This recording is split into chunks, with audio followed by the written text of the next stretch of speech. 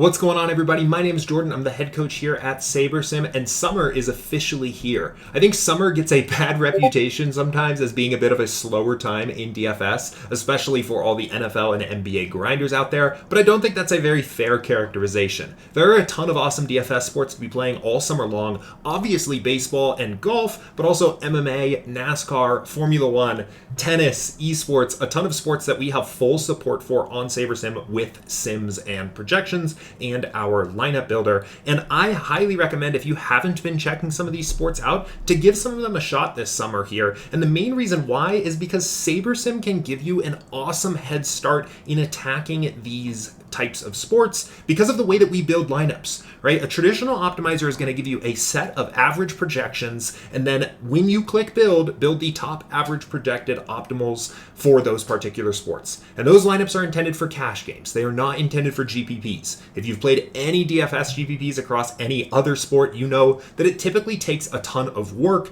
to set rules and settings to turn those cash optimals into somewhat GPP ready lineups with any other optimizer out there. And building that process of figuring out how you're going to do that generally takes a ton of time. It takes a ton of research. It takes a ton of iteration because the tool you're using has no idea what a good looking lineup looks like. And if you've used a traditional optimizer for a sport you're familiar with, you might know what a good lineup looks like. But if you're jumping into a sport for the first time, and you probably have no idea what that good lineup for a GPP looks like for that particular sport. SaberSim does. When we're building lineups for any of these sports, this is golf, tennis, MMA, all these, we are simulating out the games or the matches or the race or whatever is in question for that particular sport thousands of times, and then each lineup you build is the best possible DFS lineup that could have been built for that set of simulations that were used to power that lineup in the first place. So you are getting an enormous head start at building competitive lineups for that sport and contest, even if you have no idea what makes a good lineup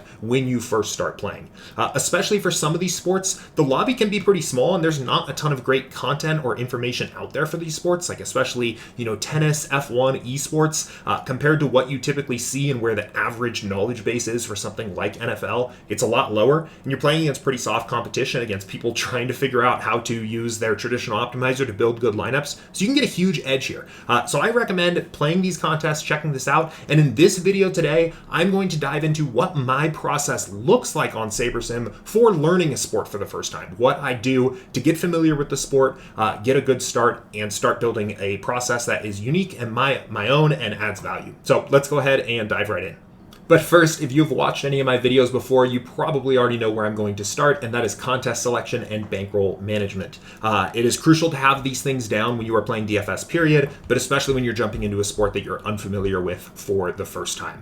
I'm going to link the DFS profit plan video in the description of this one. It is our primer for the best contest selection and bankroll management system that there is. Frankly, we have developed this system by actually simulating out contests and a bankroll over time to identify what the optimal way of selecting contests at different bankroll levels are. So I definitely go and check that out. But when you are starting a new sport for the first time, it's important to even be more careful and maybe even a little bit more conservative here as you give yourself time to figure the sport out. I typically really focus on playing just the softest contests that are available, especially those contests that are under $3 on both DraftKings and FanDuel, so you know that you're playing against a softer competition. And I'm a little bit more conservative with my bankroll as well, generally trying to stay at around 1 to 2% of my bankroll per slate. That's going to depend a little bit on your own personal risk tolerance and the size of your bankroll and what you're comfortable with there. But giving yourself time in the softest contests with a very conservative allocation of your bankroll to get familiar with the sport while you're getting ramped up. Now, as I mentioned before, what is unique about SaberSim and what makes it probably the best tool out there to learn and start playing competitively in a new DFS sport is the fact that we are simulating out these games, sports, matches, races, whatever, and building the best possible lineup for a given sim across all of the lineups in your set, right? This is huge, even just in a sport that you know really well, because it's saving you time. It's preventing you from having to spend a bunch of time setting rules to get the lineups that you know you want. When you don't know what lineups you want, or you're learning the sport for the first time, you know that these lineups are already going to have a really great foundation. But because of these simulations we're using to build these lineups, there's also a lot you can do to start teaching yourself the optimal strategy of the sport. A lot of useful data in here that you can dive into and get a sense of where you might want to start adding value or where some of the best places are to add value. So typically when I'm playing a sport for the first time, I always just like to run a build on default settings and just get a sense of what the lineups are looking like and start to look into some of the data that's available to you here. So I like to get a sense of just what player graphs look like, their ranges of outcomes look like. In particular, what do the chalkiest players look like, right? Are we looking at something like a normal distribution, right? The more of a bell curve you're going to have to the graph overall, and the higher the likelihood of a player scoring around their mean fantasy points, the more projections are going to be reliable, right? The more the top projected plays on average are going to be good plays, and oftentimes a little bit more reliable the chalk is going to be, right? Because projections are pretty much everywhere in the modern DFS world here. So the more likely a player is to score their average projection, the more chalk is going to be a little bit reliable there. So in golf, we have golf pulled up here. You can see our chalkiest golfer on this particular event, Russell Henley here. If you're unfamiliar with golf, the cut creates these bimodal distributions here, where any given golfer is going to have quite a few outcomes here where they're not even playing into the weekend and are scoring very close to their floor, right? They also have this large tail of outcomes here, of ceiling outcomes, which is the types of scores where they're winning, and this is where that golfer becomes kind of a must play. The other thing that's interesting I like to get a sense of is for sports that have correlations, so we'll bounce over to baseball here, is looking at how high the correlation slider is by default on your build settings, and also looking at the correlations between golfers themselves. So if we pull up golf here, or I'm sorry, mixing things up here now, getting a sense of how high correlation is. So we have pretty high correlations here in baseball on a larger slate. This is a 4-game slate. You'll see this at 8, 9, or 10. And if we click into these hitters here, if you've played baseball before, you're familiar with this here, you're going to see very positive correlations across all of the hitters on the same team, right? Sports with positive correlations, especially consistently positive correlations like we have in baseball, are going to generally mean that the optimal strategy is to stack, right? If we build these lineups here, you're going to see a lot of very large stacks right out of the gate. Another thing that I like to dig into is the ownership angle of a new sport, or the game theory angle. And I think there's a couple different ways to do that. One of the most interesting ones to me is looking at the adjusted ownership for players and comparing them to their SaberSim ownership. What adjusted ownership is it's basically taking the player's ownership projection and then looking at how they perform in our simulations and then adjusting that ownership accordingly based on whether they are performing better or worse than expected relative to that ownership, right? So if an adjusted ownership is lower than the SaberSim ownership, we're saying that player is actually that is fair chalk for that player. That player is performing well enough that ownership should actually really only count as if, so Russell Henley, for example, if he's about 30% owned, we're saying that ownership should actually only really count for about 26% owned because he is successfully achieving profitable outcomes in the sims often enough here, so that ownership counts for less. In the case of Austin Eckroat here, and you can kind of see already how SaberSim is making chalk decisions on some of these players, or Corey Connors is a good example, right? Corey Connors' projection, his ownership projection, we're actually saying he's going to be in 22% of lineups for the contest, but that counts as almost as if he was owned in 26 because he's not performing well in the sims.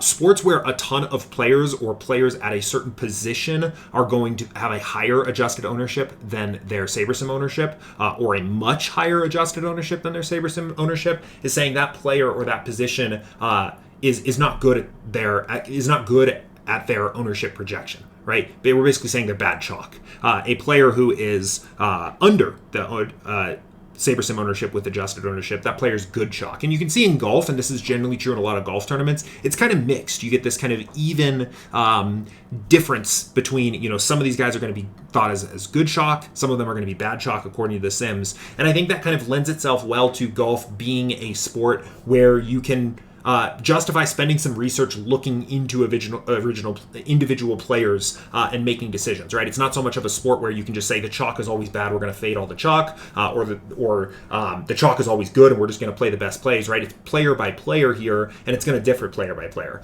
In baseball, for example, if we jump back over to baseball, you'll see the opposite, where basically always the top projected hitters are going to be generally going to have very high adjusted ownerships relative to their SaberSim ownerships. So let me pull this up here real quick so we can see this just as a counter example here. And you can see if we look at hitters, the adjusted ownership for hitters, we've got, looks like the Angels and Coors here today, is sky high compared to their SaberSim ownership. And in this case, this is a consistent trend that you'll see almost all the way down most of the chalky hitters. You can generally make this statement that fading the chalk on hitting stacks in baseball is generally going to be a decent direction to go. With pitchers on the flip side here, it's going to be a lot closer. It resembles golf a little bit here, but I would say pitchers in general, these two numbers are going to be very close together. To compare to NBA, I know that's not a summer sport, but as an example to NBA, if you've played NBA, almost every chalk piece in NBA will have a lower adjusted ownership than SaberSim ownership, which is saying, according to the Sims, the chalk is almost always going to be pretty good place, right? It doesn't mean you want to pack your lineup full of 100% chalk pieces and play the highest projected lineups, highest owned lineups possible, but there's generally, for an ownership reason alone, not a great reason to fade any individual play.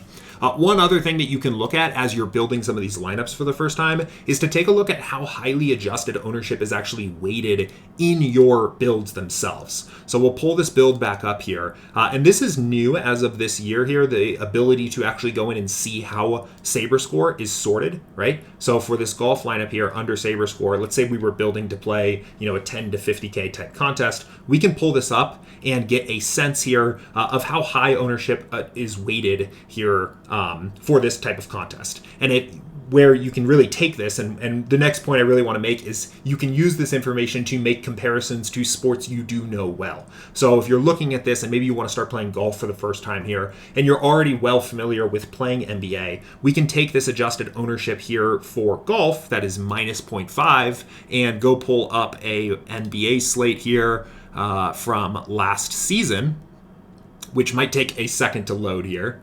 It does not. Okay, so I've got this pulled up here. We've got a 9-game NBA slate from like January 13th earlier this year. We can compare for a similar size contest and see that the adjusted ownership is weighted less for NBA. So overall, not only do we see, again, the adjusted ownerships are going to be lower for the chalkiest players, but also adjusted ownership is weighted less. And we can make a statement like ownership is going to be less important for a sport like NBA than it is for a sport like golf.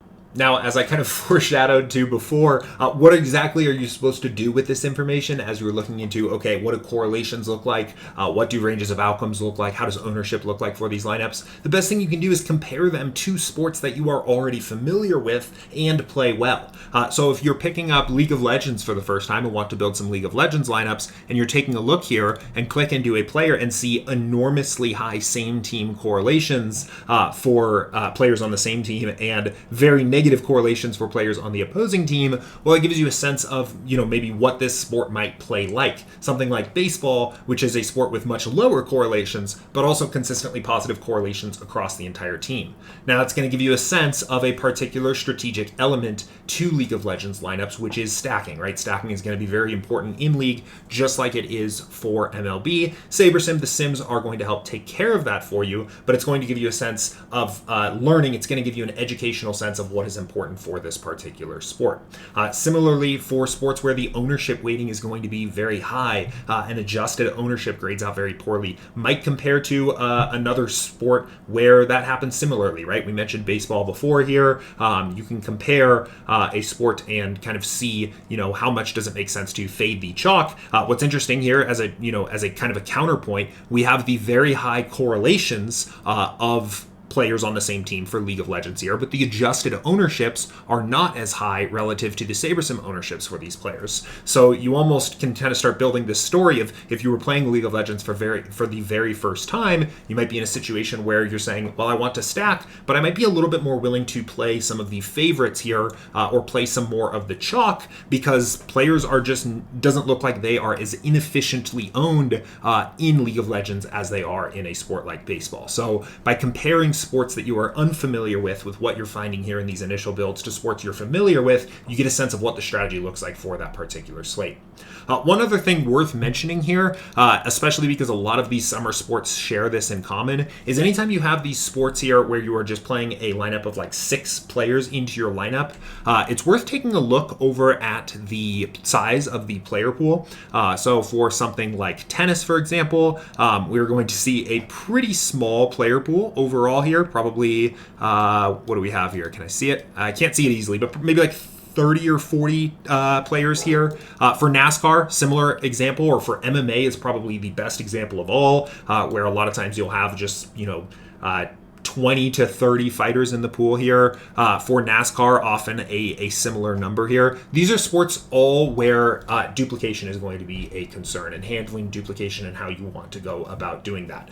So a very good comp to any sport where you're going to have this small player pool and you're playing a small lineup is NFL Showdown, which I think is a contest that a lot of people are already familiar with. If you've played NFL Showdown, you're familiar to at least thinking about dupes or assessing how much you want that to be a part of your process. For almost all of these sports, in the sport-specific content on our YouTube channel, I break down how I think about duplication in those sports, but that's also another one to add to your list of something to think about when you're playing a new sport for the first time. How big is the player pool?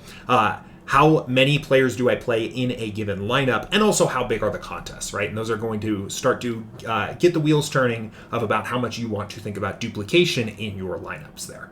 So ultimately, the point of doing this here, right, is learning how to build a process that's going to add value to different parts of what is important in that particular sport.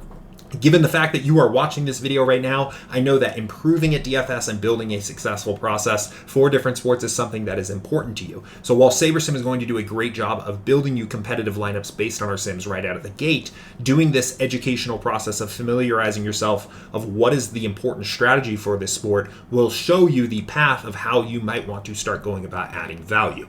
So if you're looking at a sport where correlations are very important, right? Players are very correlated to one another, studying what lineup constructions are frequently used and how positively correlated players are paired together and how negatively correlated players are avoided in your lineups is a good place to go. If you're looking at a sport where players are very normally distributed and projections seem very reliable, studying the projections and maybe getting a second or third opinion and making projection adjustments so that that part of your process is even sharper is a great way to go. If you're looking at a sport where adjusted ownerships can get sky high and the ownership weighting in your Saber score is very high, means that game theory is going to be a huge part of that particular sport. And maybe looking at the ownership projections or being a little bit more aggressive with how you're handling ownership can be a really great way to go. So this is basically how I think about what is going to be the thing that I do in this sport that gets me my unique edge a little bit above and beyond what I'm getting from the Sims alone, is by identifying what are these sports, what is important in that sport strategically speaking, and where do I want to direct my attention first. In terms of how you go about that, that's why making comparisons can be useful, right? If you're looking at League of Legends and you think, okay, correlations are high, well, what do you do in your baseball process or your NHL process or these sports where correlations are also high to account for that? Is there anything? It doesn't necessarily mean that you have to do something there, but I think this is a good way of building a logical process for thinking about how you might get there. Similarly, again, going back to the ownership thing, what do you do in other sports where chalk is unreliable for a sport like MMA or something like that, where chalk is often going to be a little bit less reliable? Now, a couple other quick things on the more practical side here when it comes to building lineups for a new sport. One thing I always like to do is be pretty aggressive with the way that I'm diversifying my lineups, mostly through min-unique players. I like to play a pretty diversified portfolio of lineups, really like sticking to the one less than the max number of min-uniques I can play. So for this build here, I need 20 lineups. I have a pool of 500. I will just test this here and see how high can I set this, where I'm still getting the number of lineups I need. Obviously, we are not getting it here at 5, so I'll bring this down to 4. And we have 20, so one less than the max would be 3. And that's typically where I like to stick for most sports, but I think diversification is even more important for a sport you're unfamiliar with for a couple reasons. One, the lineups themselves are going to be good regardless here. Your lineup pool is going to be very viable, and all of the lineups in your pool are going to be competitive in your contests. But we don't want to take too much risk on here early on when we're getting familiar with the sport, right? We want to extend our time horizon of how long we can play that sport and avoid having a bunch of bricked slates where we are donating our portion of our bankroll night after night, lessening the amount of time we have to learn the sport and get familiar and realize our ROI. But secondly, even if you are a player that normally likes to take aggressive stands and likes to be pretty concentrated in your player pool, you're probably not going to have the background information needed to do that well or do that successfully when you're starting a sport for the first time. So let that come later once you get familiar with what you want to be doing in that sport and where you want to be taking those stands. Early on, I think a good rule of thumb for everyone is to be pretty aggressive with the way that you're diversifying your lineups here to spread out and reduce the risk of breaking a slate or just being overly concentrated on a couple different plays that don't work out.